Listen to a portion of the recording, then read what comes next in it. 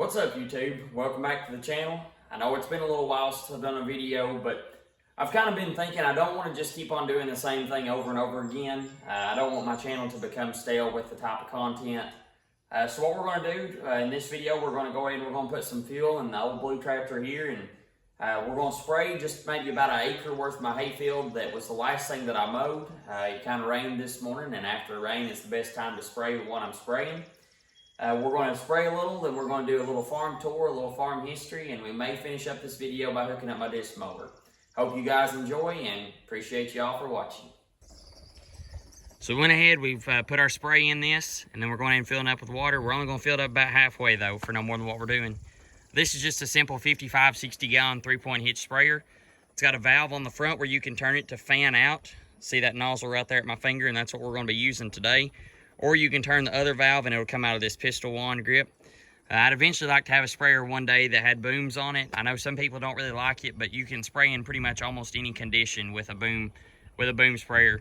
When you have a fan nozzle like this, if it catches any least bit of wind, it'll blow it off track. So that's the only thing I don't really like about it. A common misconception that a lot of people do whenever they first start farming is they forget to put this stuff right here in it. This is surfactant. A lot of people say you can use soap suds, and you probably could, but this is pretty much just like a beefier version of soap suds. And what you do, you put this in your spray, so when you spray your plant, it actually sticks to the plant. It doesn't just run right off of it. And like I mentioned earlier in the video, you always want to hit your plants as soon as it's rained, or it's kind of a muggy condition like this, so that way the pores of the plant are open. If the pore is closed, it's not going to accept the herbicide the way it should. Now what I do to mix this is I make sure that my regulator's backed off so there'll be no pressure, and I turn this valve off. That's the valve goes to the back. So we're going to turn on the PTO. Alright, and you'll watch the PTO is spinning, but there's no pressure. Now when I twist this in, the pressure starts to go up, but we're not really worried about no pressure, we're just worried about mixing it. Alright, let's head off to the field. Wind came through and laid over my corn pretty good. Now to get started spraying, we're going to turn our PTO back on. Alright, PTO is spinning and we are in high first gear or fifth gear.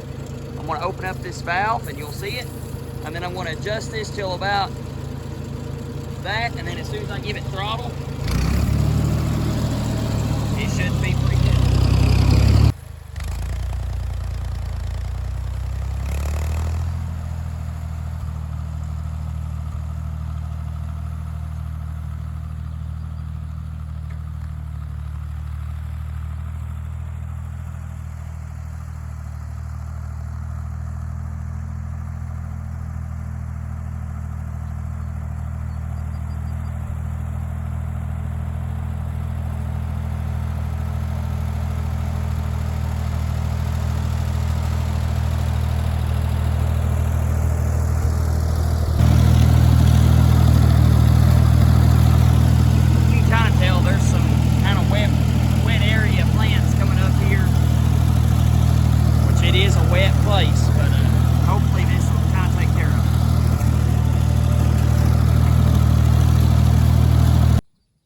Alright, so before we get started with the farm tour, I'm going to go ahead and kind of show you how it's set up. Both my aunt and uncle and my place is all got a lower boundary by this creek right here, maybe 10 to 12 feet at its widest. At one point in time, this was all my great-grandpa's place, and then eventually it just got split up throughout time. The place goes from, as you follow my finger, up that way, kind of up back that way to the top of the ridge, goes all the way out against that ridge there, and it comes back down about right here and then meets back up at the creek this way. And the strip that my mom and dad ended up with goes up this way, goes up to kind of where that clearing is up through there. I know it wants to focus on my finger, but right there, and kind of goes up at an angle this way. Somebody this side goes up here, and there's a fence that runs down behind the garage and goes out this way and meets at the creek. Now I want you guys to kind of get an idea how that's set up right there, because I'm going to show you something here in just a second to show you how much it's changed. But for now, we're going to head to the old house over there, and I'll show you the house plus what's around it there. It's something kind of odd. Now this picture is what it would have looked like when my great-grandpa still had the place. There was two big barns. That barn was massive. There was a corn crib right there. a granary, and then another big barn. Now, that barn right there had a huge hayloft in it, a solid floor hayloft. And then this one over here was used for tobacco, and each shed that was built on was for tobacco as well as equipment storage. That's where they'd keep their wheat, and then over here is where they'd keep their cob corn. Now, when my mom and dad first got this place, they decided they wanted to build their house behind this barn here. And it kind of blocked the view, so my mom and dad had that one tore down first. My aunt got the corn crib, and then later on, me and my dad tore down the little granary here, and then eventually someone wanted to come in and tear down this barn right here for us. The barn, the roof started coming off, the laths started rotting, and the only part you could really use was the hallways, because like I said, it was designed for tobacco. So we tore that down, and then here's what it looks like now. Like I said, a lot's changed just from that picture. We had that barn built about 4 or 5 years ago, and then our garage was built maybe, gosh, probably 10 now. And then the house was built a year before I was born. Just kind of funny how things change. Now, before we go in the house, I kind of want to show you something. These are hickory nut trees. There's one right here, and then there's one over there, and I'll go over there and show you it too. But these are Japanese hickory nuts. They were planted here sometime around, I'm going to say at least the 1910s, 1920s, maybe even earlier than that. They're huge. These trees, they probably, I bet they average 100 feet tall, and they have hickory nuts on them that big around. And here's the other one. Like I said, I wish we could get some type of documentation on these things, but I don't really have a date for sure, but they're massive.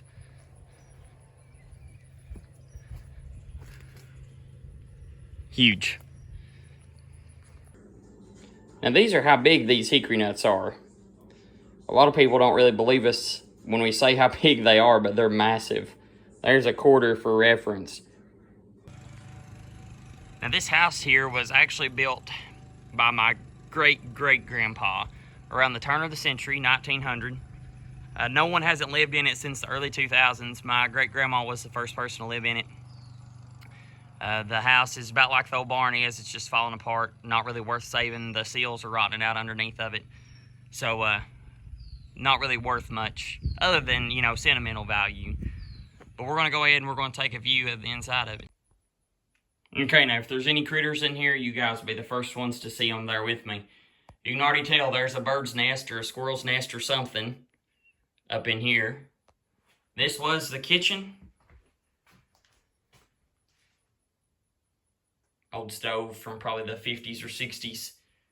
Like I said, my great-grandma passed away in 02 or 03, and there hasn't been anybody lived in it since. The laundry room. Bathroom. And all this part was added on to the original house.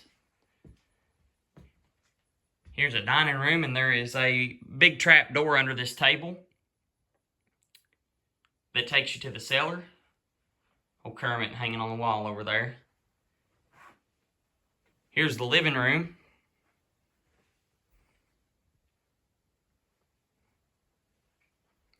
You can tell the poor old roof is in pretty bad shape. It's kind of sketchy even just standing in here, I guess. Here's a calendar from 2002. Bedroom. Now, at one point in time, this fireplace was eventually turned into a stove place. That's your flue pipe right there. But eventually, priorly, and not eventually, but priorly, the fireplace went in this way, and it was like a three-piece fireplace. One end of it went in this room, one end of it went in the living room, and then another end of it went in this bedroom in here. Now, if this just goes to show you how bad a shape the roof's in, it's in pretty bad shape, and I hear water dripping over there. Now, this house does have an upstairs. The upstairs was kind of partially finished, a lot of wallpaper. I think there's maybe 2 or 3 rooms up there, and then 1 or 2 of the rooms is unfinished. It's probably been a year since I've been up there, and I didn't really realize that it was in that bad a shape. But the staircase is right over there behind that door. And there's been a lot of water dropped down through there, so we may just skip out on a tour of the upstairs. Now, if the house had some type of character or some type of charm to it, it may be worth saving. But as you can tell from the exterior, it's a really plain-looking house with no pizzazz to it. The only thing, like I said, is just sentimental reasons is the only reason that we're keeping it here. Eventually, what I'd like to do is I'd like to get a track hoe, and then I'd like to get a dozer and push all this over so it wouldn't kill my hickory nut trees, and then just go ahead and set it all on fire. Once stuff gets so old that it's the roof's going out like this and it's dangerous to be in, there's no point in having it. Here's a view from the exterior. So now what we're going to do, we're going to take a little ride on the Honda, and I'm going to go show you some of the place.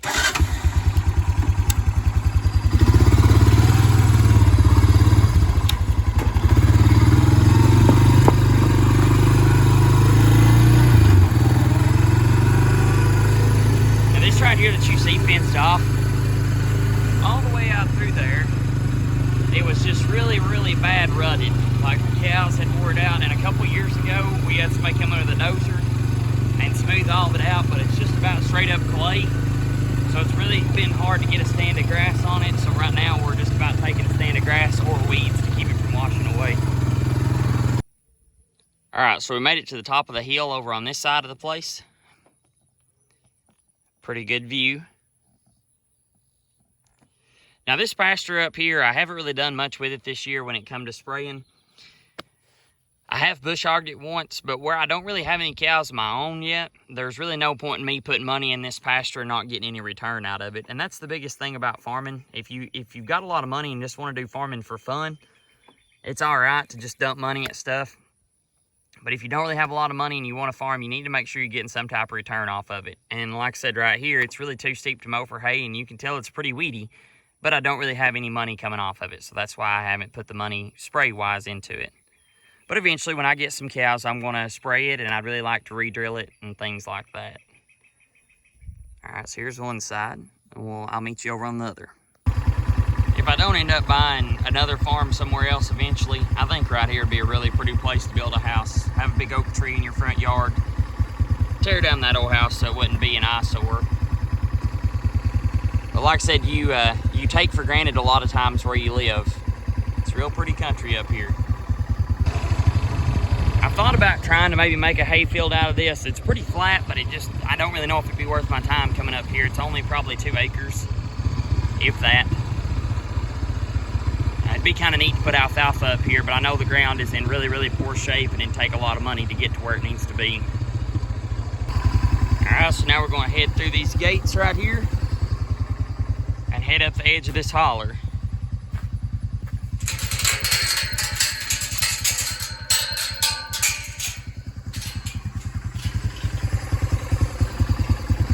Now we are going to close these gates back because my cousin, he's got them turned off of this part of the hill up here, kind of like a rotational grazing. So we're going to close this back to make sure that no cows can't get through. All right, now this is up the other side. There's a holler that splits it.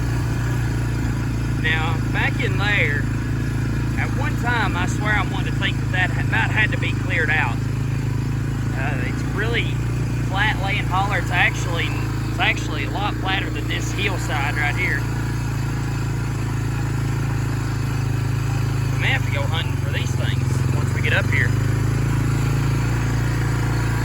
But eventually, I plan on clearing a lot of that out. Anything that's maybe 16 inches in diameter and smaller, I'm going to get rid of. Oh, there's a big wad of blackberries.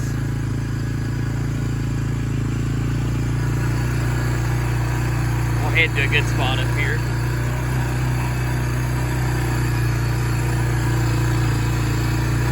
Let's pick some blackberries before I show you the view. Oh yeah, look at these buttes.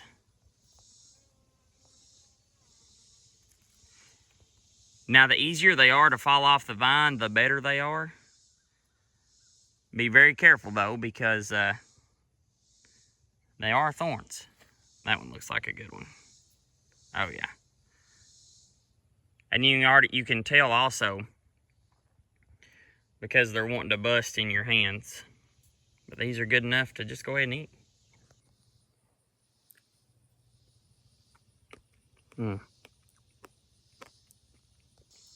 One of the best things to do with these things is to make a blackberry cobbler out of them. And that may just be what I do. All right, so here's a view from the other side of the place. Right down there at the tip of my fingers where we started out at. Then my uncle's place is over through here. He's got a big metal dome Quonset hut that we've seen in other videos.